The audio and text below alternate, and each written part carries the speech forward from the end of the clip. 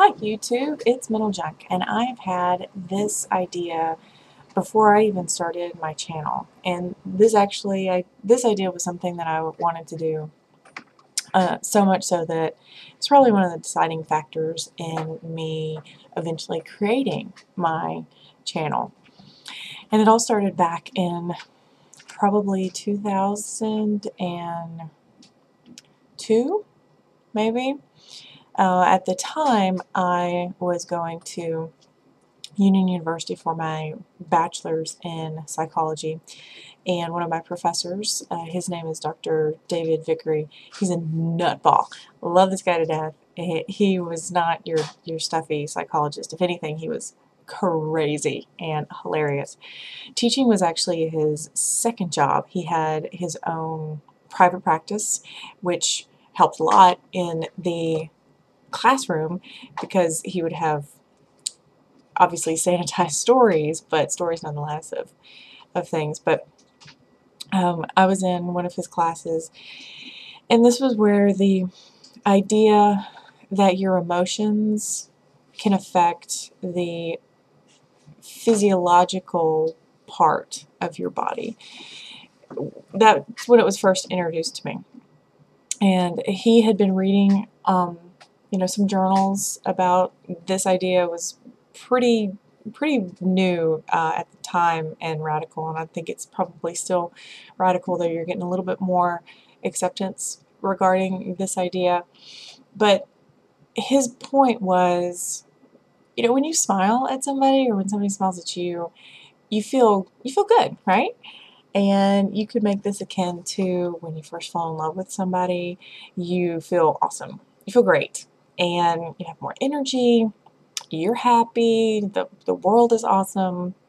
You may not get sick during that Twitter painted phase. I don't know, everything just seems to work for you. And on the flip side, when you are just kind of in a bad mood, you don't have that much energy, you just feel like blah, you just want to sleep all day, whatever.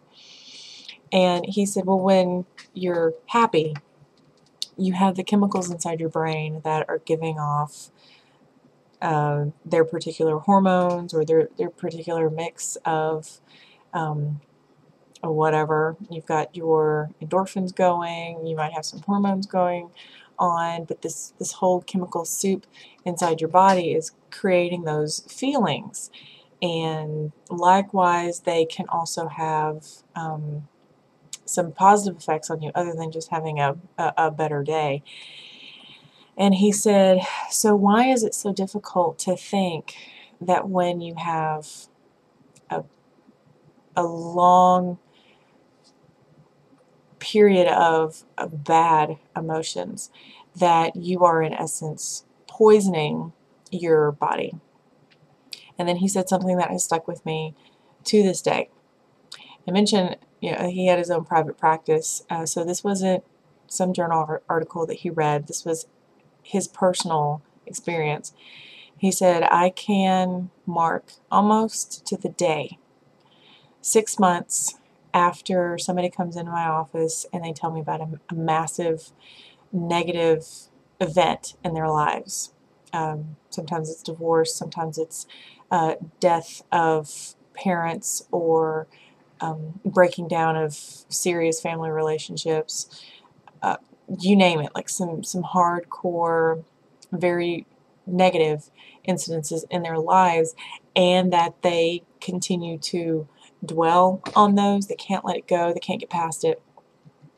He says within about 6 months, they're coming in and they tell me they have cancer. Excuse me, what?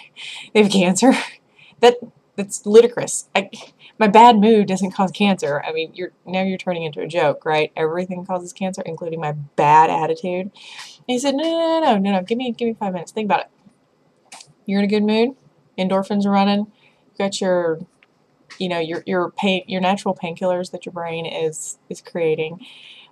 So why is it so hard to think that when the opposite is true, that your body and your brain is not poisoning itself? and it's not creating things that mutate your cells, which that's all cancer is. It's cells that forget how to act like cells, and all they know how to do is reproduce, and it's horrible. Maybe that's why we can't figure out what in the world exactly causes cancer, except for, cigarette smoke. That's pretty, we pretty much nailed that one down. That'll have some influence. But it's not 100%. So this idea has started to grow and manifest, and I was looking on YouTube at to see if anybody else had anything regarding this idea, and there's this guy by the name of Gregg Braden, and I've linked one particular video that actually deals with this, and the video that he's showing is where it's a non-medicine hospital in Asia, and these people actually just chant, and you see this mass of kidney cancer, malignant something, disappear from the ultrasound. And the word that they're saying doesn't really mean anything. It's just helping them stay mentally in the moment of she's already healed. That's their whole point. They're mentally thinking there is no cancer. You're healed. You're fine. You're good. That's what they keep going on in their head, and then they have that emotional response of everything's fine, everything's good. They have that positiveness that they're taking from their own minds to this particular patient. And he talks about how we're connected by magnetic fields and all this. And to be perfectly honest, I'm not there yet with regard to belief and all that, because it's still fairly sci-fi for me. But then I was reading some comments, and I believe it was South Dakota girl was responding to a video, and she was making the comment that maybe God is bigger than just what we read about him in our Bible. Maybe he is part of this great consciousness that we are all connected to.